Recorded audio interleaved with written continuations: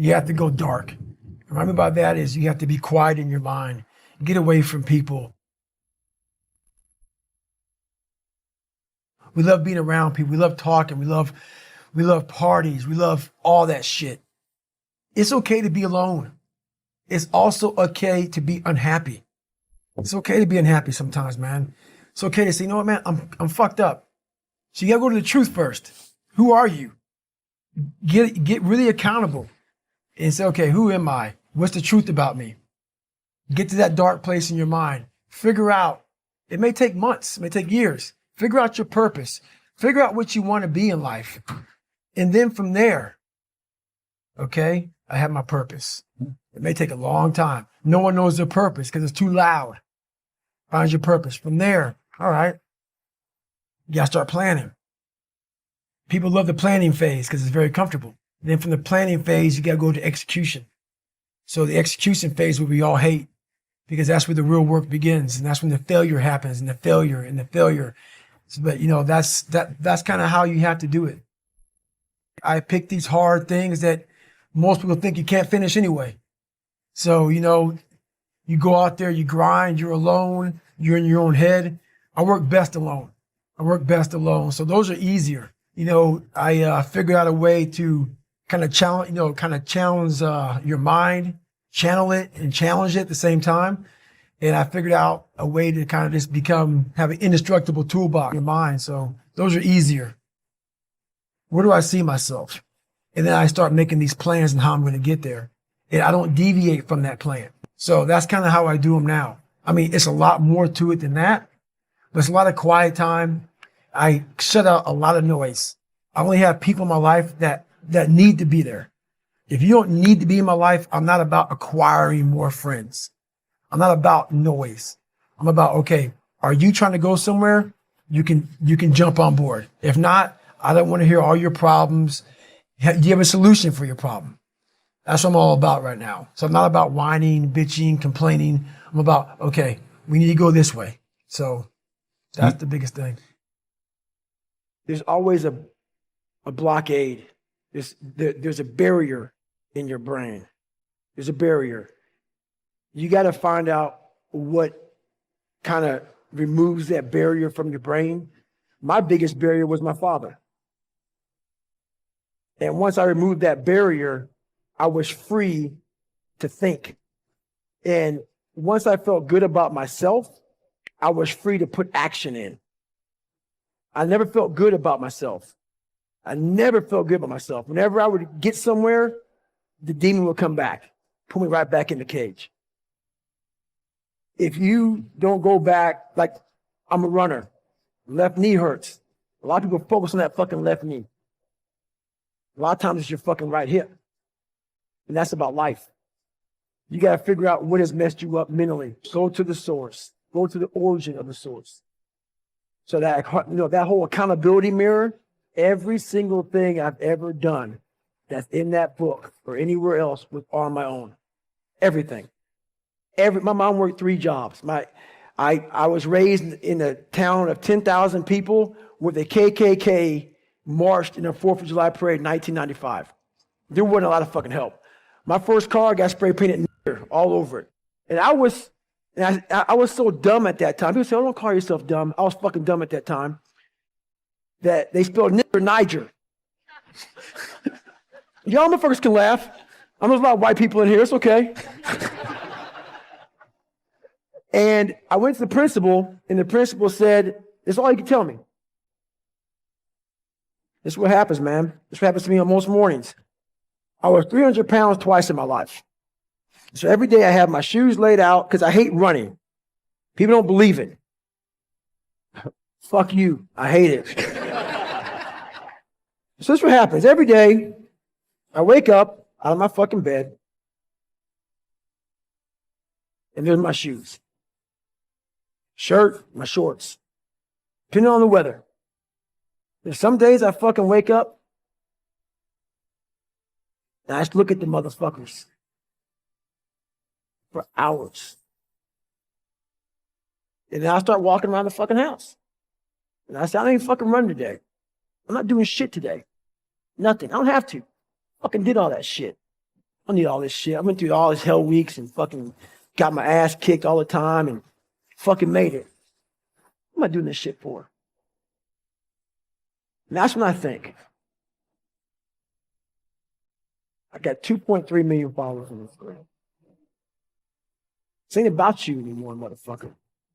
This ain't about your fucking ranger schools and getting beat as a kid and shit. You have an obligation, not to yourself, but to everybody out there that is touched by what you do as a human being. While nobody knows what I'm doing, no one is videoing me and shit, I am a virtual trainer mentally, because there's a lot of people out there saying, man, David Goggins is fucking getting after it today. And if I wake up one morning and don't fucking do that, I go back to that David Goggins who lied about being who he wanted to be. So my thing that keeps me going every day is my mission in life. Wow, I did not choose it. I'm an introvert and I fucking hate what we're doing even right now. Is to always stay the fucking course. You man the fuck up every fucking day of your life because you know exactly what it is to not man up. I've done that too many times in my life. So that's what keeps me going. They can. And I get that question a lot. While it helps you, it also hurts you to come from darkness. Because why? It's easy for me to sit back and say, you know what? Poopy pants mentality. I want to sit back and let the world take care of me now. And that's what I'm talking about. Don't play sick too long. While my childhood was so messed up, I played sick way too long and I almost lost tons of opportunities by playing sick. Because it feels good to play sick. My dad beat the fucking shit out of me, man. I couldn't read. I can't read. You know, when I was a junior in high school, I couldn't read. If you live that life, it feels good for people to, oh man, you know, that's just David, man. He's just not real smart and he had a bad life. And you get a get out of jail free card. That's nice. It sucks doing what I had to do to get here today. That was not fucking fun. That darkness is, there's nothing that dark to drive me to the places I had to go to become successful. On the flip side of that, if you come from a silver spoon family, you have to realize that. You have to realize, fuck, there's people out there like David Goggins who had nothing, fucking nothing. And I've had all this opportunity in front of me, and I'm a loser. I'm not shit. So what does that say about me? The conversations are very similar. You have all this opportunity, and you've gone nowhere with it. I'm at the bottom of the barrel, and it could take me a lot longer just to get where you're at for the starting line, to be fair. Well, what's the story of your life? Is it a comedy or a tragedy? Comedy is something with a happy ending, fundamentally, and a tragedy is, well, it starts bad and gets worse.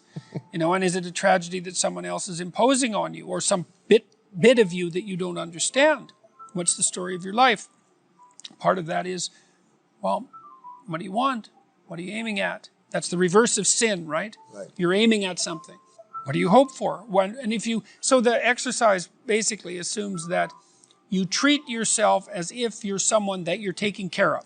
So that's the presupposition. You're valuable, despite your flaws. It would be okay for you, and maybe all right for the universe as a whole, if your life wasn't any more wretched than it has to be. So we could set it up for that. Right. Okay, so now, if you were looking 3 to 5 years down into the future, and you could have what you needed within the bounds of reason, what would it be? What do you want? What do you want from your family? What do you want from your friends? How are you going to educate yourself? What are you going to do for your career? How are you going to take care of your mental and physical health? How are you going to resist temptation? What are you going to do with your time outside of work that's productive and meaningful? You get to have it. It's like knock and the door will open. Okay, you've got to knock first. Well, and then you got to pick the door. And I really like this because it is, you cannot catch something you're not pursuing. So now, if you're pursuing it, that doesn't mean you'll catch it. But generally, you'll catch something interesting along the way. You know, that's the thing that's so cool about this. Let's say you set out a vision, you start pursuing it, you don't get what you were after. But you learn a lot as you move towards that destination. And as you learn, your vision is going to change, and you may end up with something that's better than what you were aiming at to begin with. But that won't happen unless you initiate the journey. That's partly something I learned from the Abrahamic stories, with the story of Abraham in particular, because God calls Abraham to an adventure when he's like 85. It's like, get out of your father's tent, for God's sake. Get out there in the world, right? And really, that's how the story is set up. Leave your family and your tent. It's time to get out in the world. Well, what does he confront? Famine is the first thing, tyranny, and the potential loss of his wife. It's like Abraham must have been going, it's like the tent's looking pretty good. But it's this call to adventure. Okay, so you put together a vision, that's your call to adventure. Get out there in the world and contend with it. Well, you might not get what you want, but you might find what you need. But it won't happen without the pursuit. And that's part of faith, right? Faith is, I'm going out in the world to seek my fortune. And if I do that properly, then the fates will cooperate with me. Well, if you have some faults and you feel insecure and inferior because of that, well, you should. Now, it shouldn't be so much that you're crippled by it and unable to take action. You shouldn't be beating yourself into the ground because you're not everything you could be, because no one is. And if you beat yourself into the ground, then you can't get up and improve. But you have to differentiate. It's like, okay, to what degree am I being hard on myself? Counterproductively critical, hearing the voice of my too harsh and angry father in my head, Right. Adopting inappropriate stereotypical representations of masculine competence. How much of my self-criticism is ill-advised? Fair enough. And you want to deal with yourself with a certain amount of care. But then along with that, there's the, well, fix your weaknesses. You know, if you're ashamed of being ignorant, you're showing up at a party because, you know, you claim to knowledge that you don't have and someone exposes you. Well, you can be angry at them, and you probably will, but they've actually done you a favor. They pointed out an inadequacy is a pathway that you can travel down, right? A recognized inadequacy is, as soon it's such a gift in some sense, if it's accurate. I'm in it, because you think, well, what should I do? What should I do with my life? That's a real complicated question. Oh, here's an inadequacy.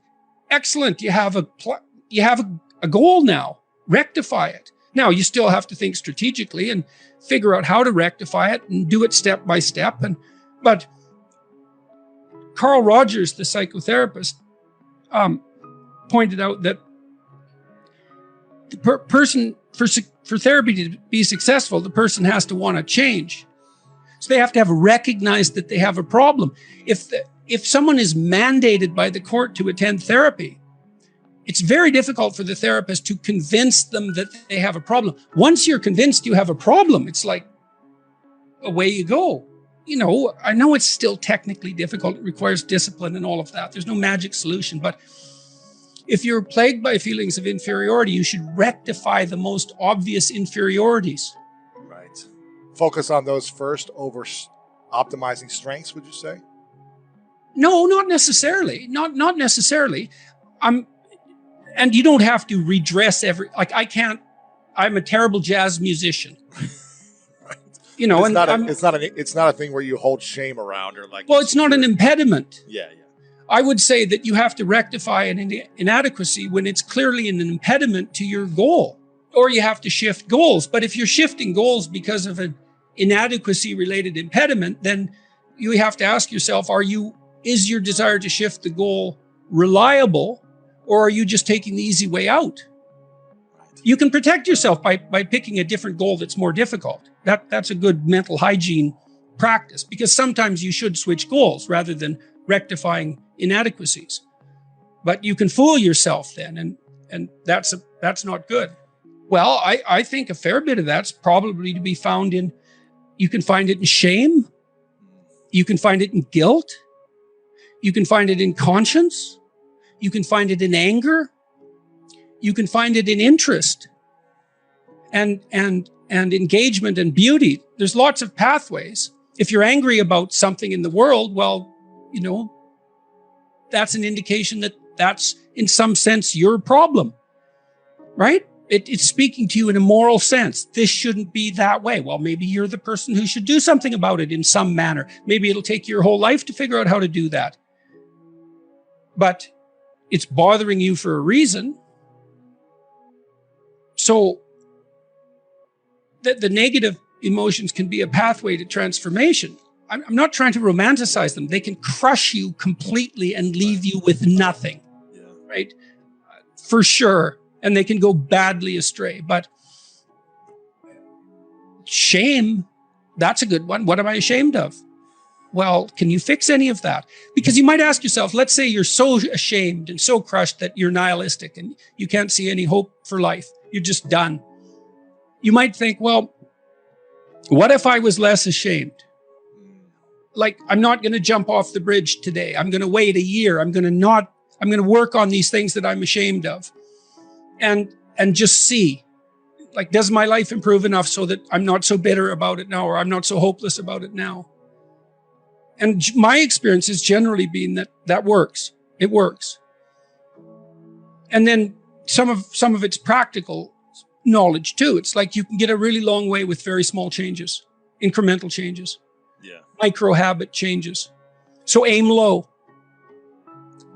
Don't have big goals or big transformations. Well, you can, but the problem with a big goal is that it's daunting enough so that it might paralyze you, and there's a high probability of failure. And so imagine that you're your own child.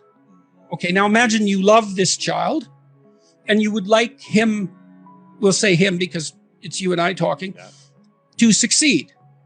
Now, you have an ideal for this child. You'd like him to grow up to be the best he can be, better than you. The best man he can be. That's what you want for your son. If the good part of you is talking. You definitely want him to be better than you are, but you want him to be the best he could be. If your vision is unclouded. Okay, but then you offer him a goal. It's like, well, do this. Well, can he do it? Well, if he can do it without a second's thought, there's no challenge in it. There's no developmental impetus. It's not in the zone of proximal development. You want a goal that you can do, but that requires some improvement on your part. Because you want to attain the goal, that's satisfying, but then you want to make yourself into the thing that can attain goals. And so you want to push yourself. You want to push yourself a bit far. Yes. And there's an ample psychological literature that suggests that that's where maximal motivation is to be found. Interesting. So you're pursuing a goal, but you're also pursuing the goal of transforming yourself at the same time. You're doing both of those at the same time. Do you need to know that you're transforming yourself in order to attain the goal? Or do most people just think, I got to take these steps to make it happen, but they don't realize they're becoming better human beings? It depends on what you mean by realize. They have the sense of satisfaction and confidence that would indicate that, although they might not be able to make what that means explicit. But I would say it would be better to make it explicit. It adds one other dimension of possible motivation.